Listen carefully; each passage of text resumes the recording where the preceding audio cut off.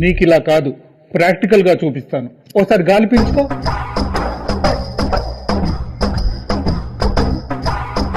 పీల్చుకున్నా sir.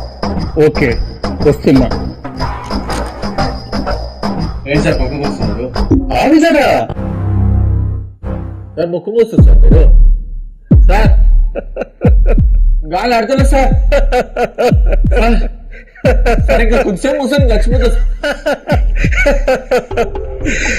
ఇంకా చాలాసేపు మూస్తే పీకిన పీకుతావు. అసలే నువ్వు ఒక్క బొక్కతోటి గాలి పీలుస్తావు.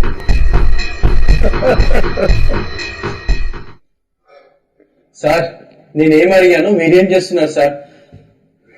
నువ్వు అడిగిన దానికి ఆన్సర్ ఇది.